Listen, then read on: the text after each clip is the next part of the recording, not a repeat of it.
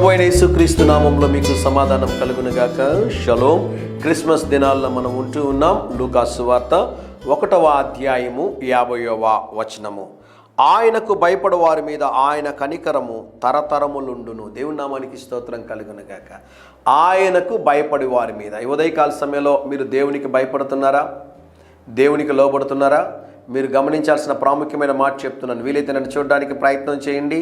ఈ ప్రపంచంలో ఎవ్వరికీ తెలియకుండా, ఎవ్వరికీ కనబడకుండా టాప్ ప్రైవసీ సీక్రెట్గా మీరు పాపం చేస్తూ ఉండొచ్చు. అయితే దేవునికి మరుగుగా ఉండి మీరు ఏ కార్యము చేయలేరని దేవుని సేవకుడిగా తెలియజేస్తున్నాను. మనుషులందరూ పై రూపాన్ని చూస్తారు, దేవుడు అంతరంగమును చూస్తాడు. దేవుని నామానికి స్తోత్రం కలుగునుగాక. భక్తుడు అంటాడు, మా రహస్య పాపములన్నీ కూడా ప్రభువా నీ ముఖ కాంతిలో కనబడుచున్నాయి అంటాడు. స్కానింగ్ చేసినప్పుడు మన శరీరంలో ఏ రోగం ఉన్నా తెలిసిపోద్దండి. అయితే గమనించండి ప్రియులారా, స్కానింగ్ని కనిపెట్టిన మనిషిని తయారు చేసిన దేవుడు ఇంకెంత స్కాన్ చేయగలడు మనని ఆలోచన చేయాలి. కొంతమంది దేవుని భయం అంటే ఉండదండి వారికి. ఇంకో మాట చెప్తాను, ఆగి నన్ను చూడడానికి ప్రయత్నం. కొంతమందికి దేవుడు అంటే చాలా భయం ఉంటుంది. అంటే పుట్టుకతో వచ్చింది అనుకుంటున్నారా? నన్ను చూడండి ఒక్కసారి, దయచేసి నన్ను చూడండి. అటువంటిది ఏమీ లేదండి. వాళ్ళని కూడా దేవుడు 2-3 సార్లు కొట్టుంటాడు. బాగా కొట్టిన తర్వాతనే భయం వచ్చి ఉంటుంది. డైరెక్ట్గా ఎవరికి భయం రాదండి. పుట్టగానే ప్రతి ఒక్కరికి దేవుని మీద భయం రాదు.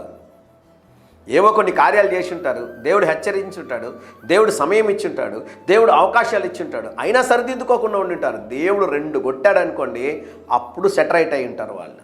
ఈ ఉదయకాల సమయంలో మీకు మాట చెప్తున్నాను, ఎవరైతే దేవునికి భయపడతారో దేవుడు ఏం చేస్తాడో తెలుసానండి?